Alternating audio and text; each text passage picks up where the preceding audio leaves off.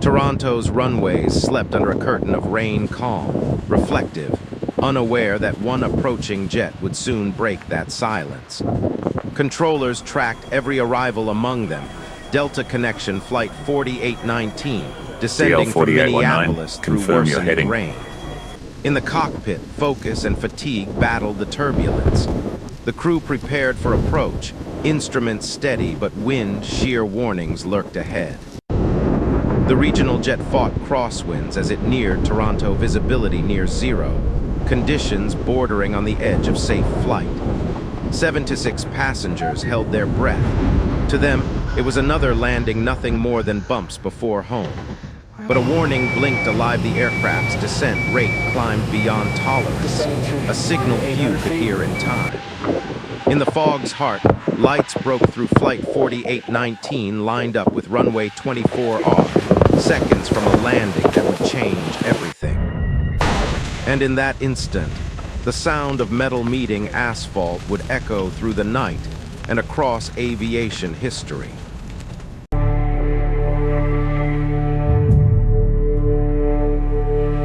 Earlier that day, Delta Connection Flight 4819 waited quietly at Minneapolis, bound for Toronto, a routine evening hop across the border. The CRJ 900LR, a regional twin engine jet known for reliability, had flown hundreds of uneventful legs before this one. In command sat a captain with over 6,000 hours of experience beside him, a younger first officer, calm and methodical. They'd flown together before. Smooth teamwork, quiet communication, and ordinary partnership that would soon be tested by weather. 76 passengers boarded, most returning home families, business travelers, and a few students from winter break. As twilight set, rain began to fall again, a steady drizzle that would soon turn into freezing rain along their route. At 7:44 p.m., the CRJ 900 accelerated down runway 12R, engines roaring, nose rising into the gray night. The jet climbed steadily to 30,000 feet, a quiet ascent through layered fog, leaving Minneapolis behind. Midway across Lake Superior, the ride smoothed out the kind of stillness pilots know can hide storms ahead. Approaching Toronto's airspace, the crew prepared for descent, unaware that a chain of subtle errors was already in motion. As the CRJ 900 began its descent toward Toronto, radar lit up with storms, a line of freezing rain cells sweeping across the city. Controllers cleared Flight 4819 to descend from 30,000 to 9,000 feet, the crew monitoring turbulence, instruments, and ice buildup. Icing warnings began to pulse, heaters activated across the wings, a reminder that freezing rain can turn control surfaces rigid in seconds. Toronto controllers stacked inbound flights in holding patterns, visibility under 1 mile, gusting crosswinds from the east. The crew requested vectors for runway 24R. Automation handled most of the descent, but the storm was now stronger than forecast. Below 10,000 feet, the aircraft broke through the final cloud layer, Toronto's skyline flickering faintly beneath sheets of rain. Sudden turbulence struck autopilot, momentarily disengaged, forcing manual correction as the jet jolted sideways in the crosswind. In the cabin, passengers tightened belts. The harmless tremor of descent now felt heavier, unsteady. Approach control cleared them to final. The runway lights flickered faintly through fog, just long enough for the captain to commit. Flight 4819 descended into darkness, unaware that the runway ahead was more illusion than guidance. Visibility had vanished completely.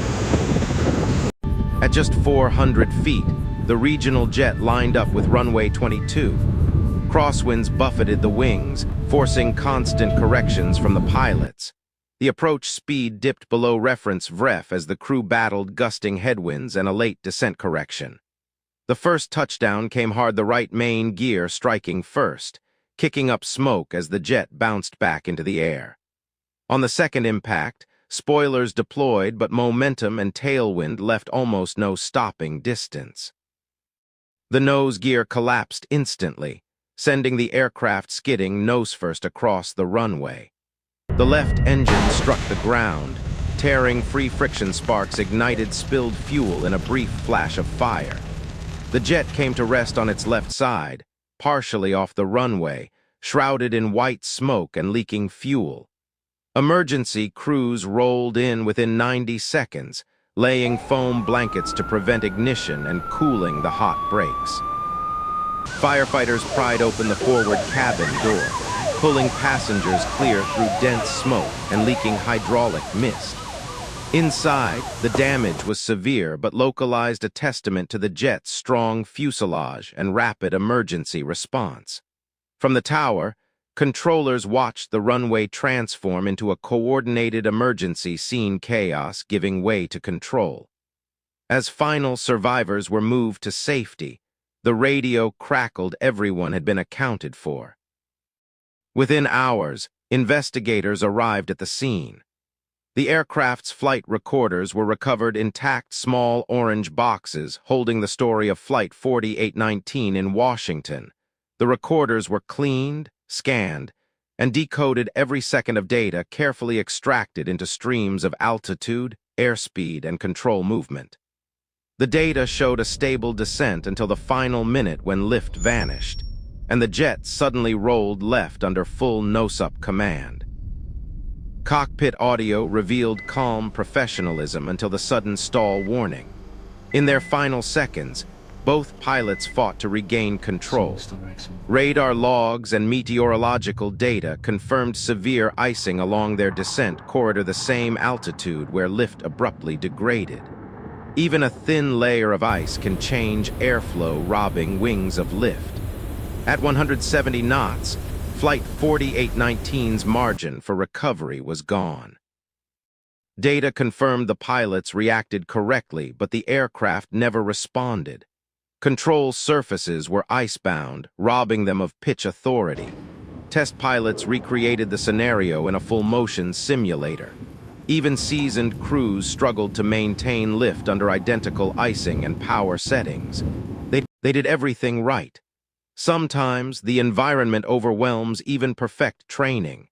No one expects ice to hit that hard, that fast. The captain had over 4,500 flight hours. The first officer, newly certified but highly rated. Both followed procedures by the book. Synchronizing data and radio calls revealed the tragedy unfolded in just 11 seconds from first stall warning to ground impact. In their first briefing, investigators ruled out mechanical failure or pilot error. The cause pointed towards supercooled droplets and ineffective anti-ice performance. Families listened in silence as technical terms translated into human loss, a storm of ice, physics, and seconds that could never be undone. Months later, the final report was signed. The conclusion was clear performance loss due to severe icing, compounded by low-altitude stall. Lab, both recorders were synchronized altitude, control, and voices aligned frame by frame, reconstructing the last 60 seconds of Flight 4819. The data projected a fully functioning aircraft descending through cloud, instruments stable, voices calm. At 1,000 feet, the stall warning triggered a sharp alarm, breaking the steady rhythm of descent. Control data revealed a full nose-up command, but elevators barely moved. Ice on the tailplane had frozen the flow of control. The crew's voices rose only slightly focused, professional fighting against a physics problem that training could not defeat. Power was pushed to maximum, but engines alone could not overcome the aerodynamic stall already in motion. 8 seconds before impact, both pilots were still trying to regain lift. The aircraft rolled left, nose pitched high, then dropped sharply. The aircraft hit the runway short of the threshold left wing first, then rolled inverted before sliding across the tarmac. At 07:42:17, the recorders went silent. 11 seconds after the stall alert, Flight 4819's data stream ended. Visual reconstruction confirmed the flight path matched the data precisely, every motion, every command aligned with the recordings. The final frame captured every variable of that last instant, frozen in time for investigators to decode forever. With answers found, the recorders were sealed away, their data preserved, their echoes speaking for those who could not. When the sun rose over the airfield that morning, silence hung over the broken concrete, a scene now frozen in aviation memory. For hours, first responders stood by the wreck, professionals who had seen tragedy, yet never this close to home. Inside the terminal, families waited, every minute stretching endlessly between hope, fear, and quiet realization. In Washington, the first statement confirmed the loss and the launch of a full investigation into aircraft performance and icing. The black boxes arrived days later, scarred but intact. Inside them, the story of 4819 waited to be told. In the months that followed, the families gathered not for closure, but to remember. Their grief became a call for change. The final report named the cause undetected tailplane icing, a small detail that became a defining lesson for every pilot and engineer. Training programs worldwide rebuilt the sequence in simulators, teaching pilots to recognize tailplane stalls before it's too late. Airlines changed checklists. Engineers redesigned sensors, small corrections born from the memory of those lost. Some families turned grief into advocacy, pushing for stronger winter operations, training, and equipment upgrades. Each name, etched in stone, and carried by the wind, a reminder that safety is written in sacrifice. Flight 4819 may have fallen from the sky, but its legacy continues to lift every aircraft that flies safer because of it. The runway that once echoed with chaos now lies silent, a reminder of the day Delta connection Flight 4819 came home, but never arrived. Inside NTSB labs, the black boxes continued their duty, telling stories the crew could no longer speak.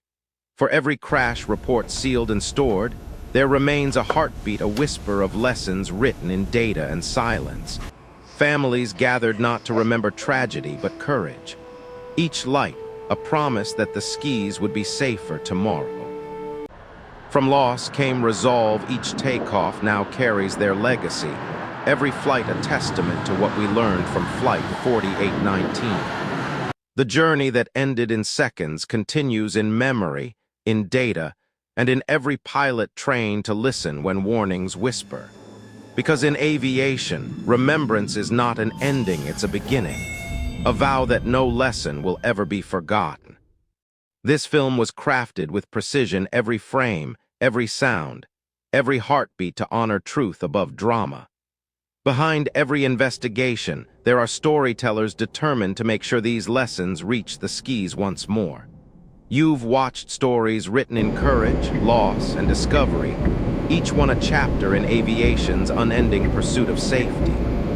This has been a Crash Deck Diaries original, where every flight tells a story, and every story reminds us the sky remembers.